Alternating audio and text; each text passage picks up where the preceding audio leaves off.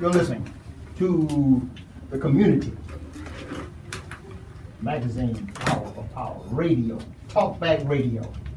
You can talk back to us right here on Community Radio, Hour of Power, WPJS 1330 AM on your dial, and worldwide, www.wpjsradio.com. I'd just like to talk about why Democrats, because we're in a very red area, and I believe we need to change. But why do we need to change? And I would start with equal treatment for everybody. Everybody should be deserves respect. But what are we going to fight for? Health care for everybody, improvements in education, and jobs with livable wages and benefits. We can also work on local issues like stormwater drainage and clean water and paving rural roads and public transportation. The Republicans have been in charge of this county for a long time, and we have education and jobs and ranked near the bottom out of all the states. That's just not acceptable, and we can do better, but we're going to need help to get there. Horry County Democrats were out in the community last year. Some of the things that we did, we were at we had a Loris, North Myrtle Beach stump where we had candidates meeting people. We were in Bucksport where we had the governor come and speak to people. We were at the True Life Ministries church in Myrtle Beach. Again, the governor candidate was there. And we've been at the Aner and the Loris festivals for many, many years in a row. In addition to that, when the hurricane hit, we collected items and donated relief items. We also made contributions, financial contributions, to 5 different communities within Horry County. So we've been out there. We plan to make 2019 even a bigger year. We recognize that a lot of people think of the Democrats, and the Democrats only come around when it's time to vote. Well, this year, I think we stuck our toe in the water to try and get into the community last year. This year, we really want to get into the community in a big way. We have a planning meeting coming up soon where we're going to dedicate that whole meeting just to planning on what we're going to do to get into the community, and we really want to make a big splash this year. Cedric, you want to add anything to that? No. You're on TV. Oh my. Good afternoon, everyone in the radio land. It's like, as Don say, thank you, Whittemore Magazine, Hour of Power and 1330 for being here this afternoon. And as Don stated, so many times people ask, and that is the question throughout the community, what is the Democratic Party doing for me? And what are we doing as Democrats? It take, as any business, it's just like running a household.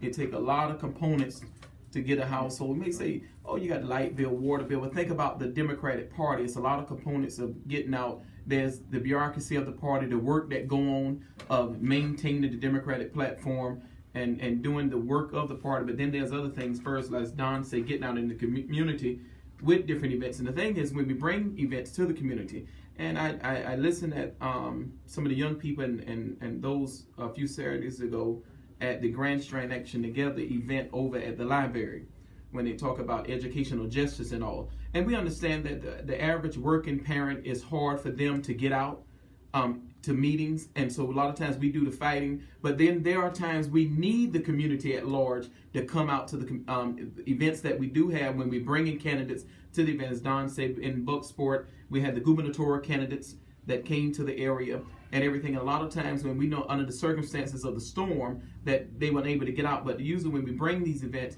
out, we want the community to come out because we want you to be a well-educated voter.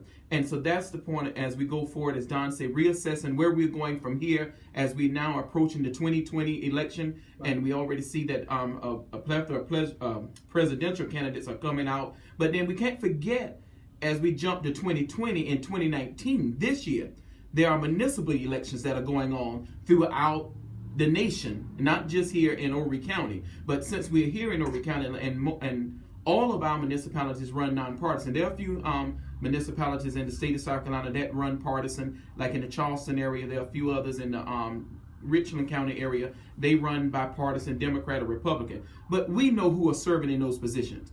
We know who has the community interest at heart. And so we stopped by to say, although there are nonpartisan elections coming up this year, we still need Democrats at the table. We need young people. We need progressive people. We need people that have the people at heart, as Kamala Harris's slogan is, for the people. We need people that are for the people at the table. And so we just want to, broaden our territory, but we need the community. And as Don said, we need to hear from you. There are going to be some community meetings coming up. That you be able to come out and voice your opinion. And they say the pros and the cons. Sometimes we might don't want to hear it. It might kind of stick us a little bit, but give us what we need so we can better serve the people. We won't know if you don't tell us. Yep. And just to add to that, we're looking for candidates. We want a diverse group of candidates, and we're looking for younger people, and we're looking for women too. Okay. You mentioned the municipalities or the municipal elections coming up, right? Do you have those specifics on what's happening in Horry County or surrounding county with respect to the municipal voting? We don't have the breakdown right now, but we can get it back to you by your next broadcast. But we know there are about 4 seats up on Conway City Council, and then there are other municipalities. People forget about Garden City.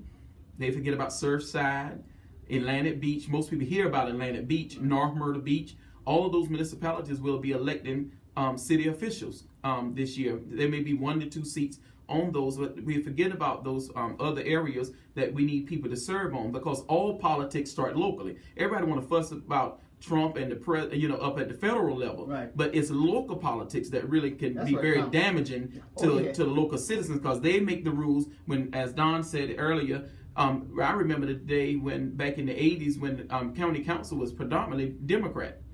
Most of our elected officials now, when you talk about our treasurer, our sheriff, I remember the day when all of them were Democrats. And they say over ideology, the party left them, they didn't leave the party.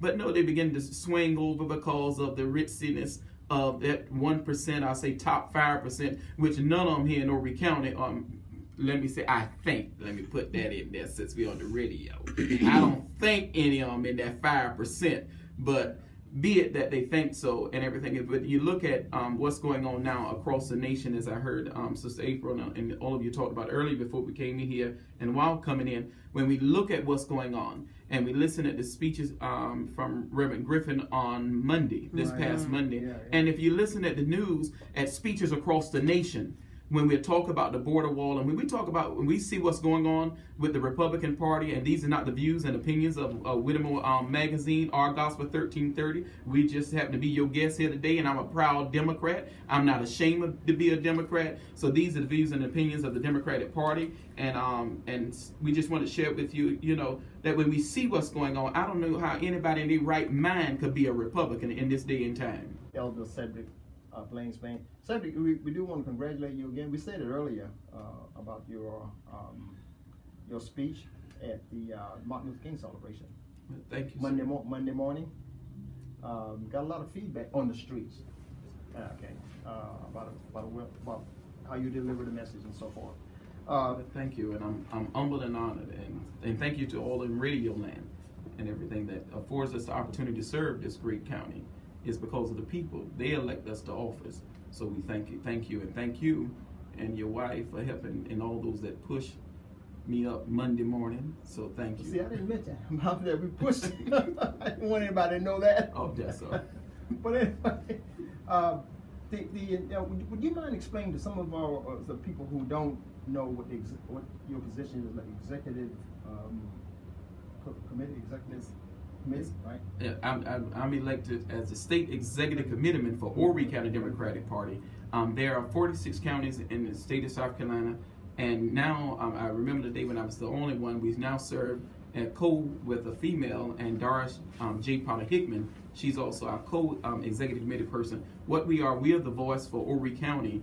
We represent Horry County in Columbia, where the 46 counties and 92 of us represent across the state. We serve on the governing board for the state Democratic Party. When it comes down to enforcing the policies of the party and the platform, that is our duty on the state level. We are the voice for Horry County. Then I have the privilege, because the Horry County elected me to serve this county. My peers of 92 persons on the state level elected me to the 7th Congressional District of South Carolina. I serve, there's 14 of us. We serve on the State Executive Council for the South Carolina Democratic Party. On that committee, we are in charge with the budget and finance and the governing of the South Carolina Democratic Party. So our job is on the state level when it comes down to, as we get into the presidential election, be it that I'm on the State Executive Council, we're the ones determining which candidates are on the presidential ballot for South Carolina when we get ready for the presidential preference primary in 2020. So it's up to our board to determine which candidates would be on that presidential ballot, and as I say, the day-to-day government of the South Carolina Democratic Party. Then I also serve, it's not about me, but just, a lot of people don't know what you afford me the opportunity to do I serve on the State Board of Municipal Canvassers for municipal primaries, and that's for all the, like I say, municipalities that elect bipartisan. We are in charge of those elections, and we hear the protests on that election. So I serve a dual role on several roles, on several committees, but on the state level. So that is our job. And Don, being the local chair, a lot of times people get us mixed up with president, EC, chair. Don is the spokesperson for Horry County Democratic Party, and our job is to make sure, as state ECs from across the state, we are responsible for the county parties on the state level. You took the words out of my mouth. Those are the reasons why I wanted you to explain that well, so that be a distinction between you and Don. Yes, sir. Other than race. But we work together. Yeah, we work together. So that's why people say, "Oh, we don't see you. You're not supposed to see me. I'm behind the scene." Right. Don is elected chairman for the county, so you'll see him in the paper. You'll see his voice. You'll see his name more than you see mine. When it's time for me to chime in, like I said, we work together. So I'm behind the scene, and I like it like that. Well, Don and the group were at the Carolina African American. Yes, we had a table there. Yeah, and they were recognized, right, Yes. as part of that, and that was wall-to-wall people. There were a lot of people there. There were. Yeah, there were a lot of people there. It was a great event, and Right. we were happy to have some people, not only the key person at the MLK services in Conway on Monday.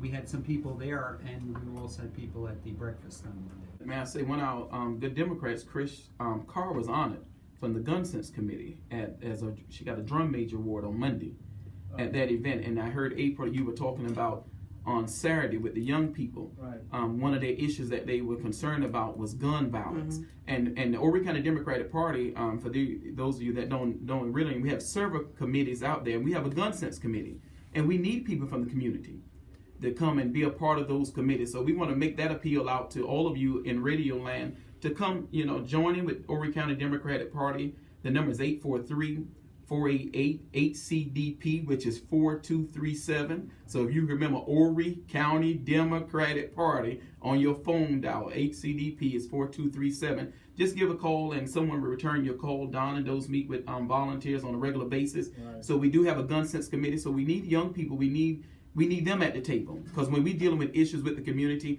and things that affect young people, we want the young people to know out in Radio Land, and parents and guardians and grandparents and all of you raising students and children, that you have you have a seat at the table, and we need to hear your voice. There are several committees that we need, and Don can go through all of them. I know some, when you start getting my age, thought I'd throw that in there. I remember Mr. Rupert Hickman, the late Rupert Hickman, a great Democrat. He always say during the elections, golf balls and airplanes don't vote. So it's the local citizens that vote. Yes, we get a lot of money for tourism, but when you're on city council and county council and you're in the state legislature, you have opportunity to bring your voice to the table, to bring manufacturing to this area. When we look around this state and we look in Charleston, how you have Boeing, we have 22 out there. We have enough property here that we can bring some good infrastructure, jobs into this area. Because when we think about these young ladies and men that are down in these hotel workers, I'll never forget the 84-year-old lady who worked 64 years for two mom-pop hotels to only retire on $263 a month in Social Security. So now you tell me if that's not modern-day slavery in Myrtle Beach and in this area, when you're doing domestic work and you're not getting fair wages, when your earnings are not being properly reported, This is why we need people that's concerned about service workers. We enjoy going to the restaurants. We enjoy living in these nice hotels and everything. But if it wasn't for the service workers doing what they do, and we appreciate them, but we need people to fight for them and be on the front lines, helping to fight for fair wages for them also. It's interesting that you mentioned that because I think it's House Representative Wendy Brawley. She is now on the pay equity Yes. campaign, and she's really pushing for conversations and also some things to be done in that particular arena as well, making sure that there's fair wages, men versus women, women versus men, that type of thing, because men are paid more That's right. than women for the work that they do. So there's a lot that's going on in that area. Yes. Mhm. Yeah. Thank you for that. Mhm. Yeah, and speaking of the wage workers over there in the hotels and the hospitality arena, when we are able to buy cheap food at these hotels, that's what you got to think of, because their low salaries are affording the owners to do that, to charge less for us. It's kind of like a domino effect. But we'll get back on that again. At this time, I just want to congratulate Don. Don, you've been doing a fantastic job of getting the word out. Yes. I got to say that. Thank you. Okay. Communication is always key. Yes, sir. But you've done a great job at it, and good PR work. Yeah, and it really paid off in this last Yeah. election. Yeah. We had a number of people come out equal to what you would typically see in a presidential election. That was excellent, and we need to keep doing that, Yeah. keep moving Yeah. forward. I'd just like to say, when Cedric invited people to get involved with our party, that's not just being nice. We really mean it, and we really need a diverse group of people, and particularly with young people. Normally they're sometimes a little bit afraid to come out because they're afraid they're going to get jobs to do that are just keep you busy type of jobs. We will put you to work if you have the ability and you have the energy to do some work. And we have, Cedric mentioned communications and candidate support and training and voter registration. There are a host of jobs. If you've got a talent, we've got a job for you. Going forward, we talked about getting out into the community. We definitely want to do that, and we're going to talk more about candidates. But the only way we can do any of this is if we register people and we get Democrats elected. If we don't do that, then there's not much we can do for anybody. And so we'd like to work with you on voter registration.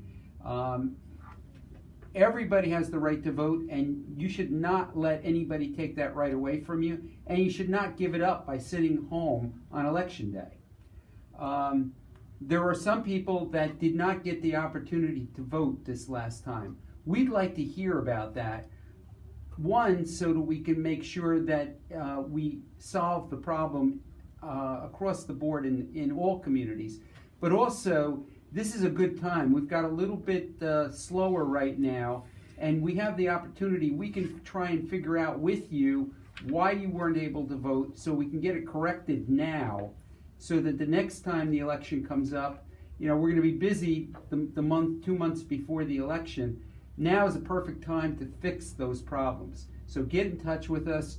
We'll give you the phone number again. It's 843-488-4237, and get in touch with us. If you have not registered, get in touch with us. If you have somebody in your family that has not registered, get in touch with us. Former felons who have completed their incarceration, probation, and parole can vote. You just need to re-register, and we can help you with that. If you're 18, register now. Now's the time. Cedric, do you want to add anything to that? No, you're doing a great job. Okay. If you have a driver's license and you can't get to our office, you can register online. Go to scvotes.org. That's scvotes.org. You can register online if you have a driver's license.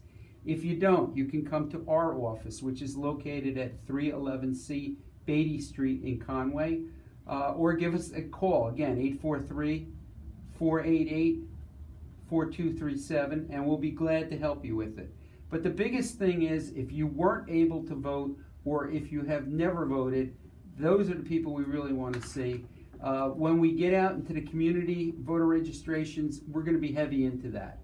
But in addition to that, we're also going to be listening. Cedric mentioned that. It's absolutely important. Okay, just give me an opportunity to alert our viewers now and our radio audience out there that in the form of a disclaimer, we would like to advise you that we are nonpartisan, and so we have the Odie County Democratic Party members here to present their platform and update on the community. And the same, we will also invite the Republicans. Okay, I mean, you're welcome if you're listening to come by and state your status and what your platform is, and what give us an update of your Horry County actions and deliverables. I'll use these two words to the county as an organization. Okay, you're listening to the Community Magazine Hour of Power right here on WPGS 1330 AM on your dial. We only got a few minutes, but these are precious moments. So, Don, you have any more information regarding like the what's ahead for the next steps for the Democratic Party? Okay. We're in Horry County. I mean, in terms of stretching out.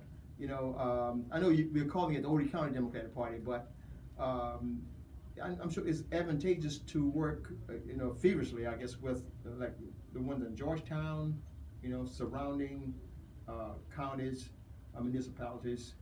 Do you all have anything set up for that, or other than the fact that you all are Democrat? We have plans to reach out.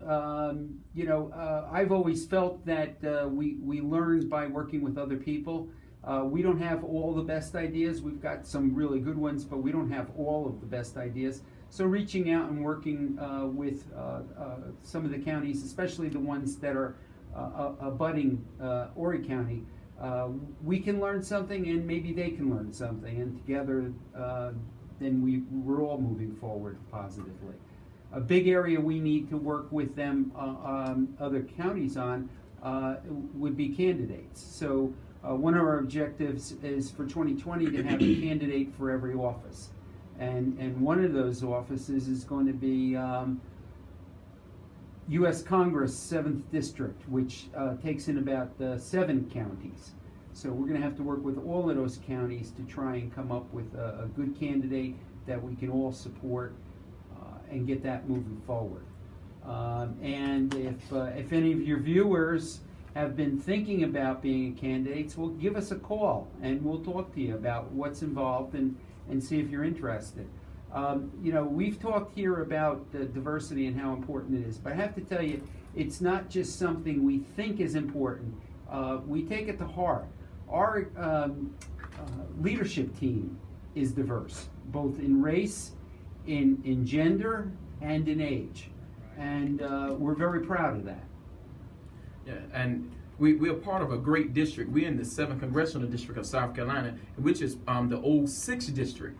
And so there's no reason why we shouldn't win this seat coming up in 2020.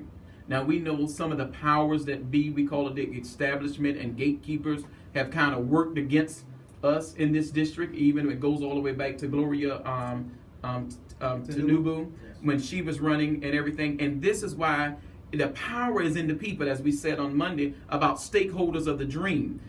The electorate, it's in the people's hand. But it's sad when we're trying to fight, and even Don and the Voter Protection Committee is working hard to trying to get more election sites open in this county. This is a very large county. But when you see some precincts where we talking about you got about almost 1,700 voters and only 139 people vote, it's kind of hard to fight to open more voting locations during the election year when people will not turn out to vote. And we are privileged here in South Carolina. Unlike some other states when they do early voting, which we don't call ours early voting, you know, like that's why we need to elect some people, because I got to stand up again, because them good old boys in the system don't want to classify it as early voting here in South Carolina. Right. But we still have advantage over most states because you have 30 days prior to the election to go and vote absentee. There are all sort of reasons why you can vote absentee here. So unlike some places, you only have 2 weeks of early voting, a week. But in South Carolina, basically, we don't call it early voting, it's in-person absentee. You have 30 days prior to the election, but we are here, we're fighting for Democrats, but if you can't make the meetings, at least get to the polling place. There are all kind of information out there, and we're trying to get more information in the coming year about candidates. We're trying to work out things now to get candidates in the area, even presidential candidates that are running for office. We look for it in not many days hence, because the first primary start in June. There's so many candidates on the Democratic ticket and the Republican ticket, so I'm hearing, but I'm only concerned about ours, that the debates and forums will start June of this year. So there are going to be plenty of opportunities, whether a debate may be in Nevada somewhere. A lot of times the Democratic Party do host watch parties at the office. You can do it in your home. You can do it in your precinct. We have 100 and I think it's around 25 precincts now in Horry County. That's 125 precincts. And as Democrats, we only have about half of those precincts organized. We need people to organize your precinct. You are the voice in a precinct level, the same thing we do on the county level. You have those same officers on the precinct level to mobilize your precincts, and a lot of precincts are not mobilized with getting information. And if we had the precincts organized, that would help out on the party level of getting information. You know, back in the day when Mrs. Conwell and all those and Reverend Singing was out, they had street captains. They don't call them street captains anymore, but that's basically what you're doing when you have your precinct presidents, and all of those is to get the information to the precinct. But I want the citizens to know, and I know our time is running out, that we are fighting for you, but we need you to join the fight with us, and it makes the job easier when we work hand in hand together. All right. You're listening. You were listening to Community Magazine, Our Power, right here in WPGS 1330 AM on your dial.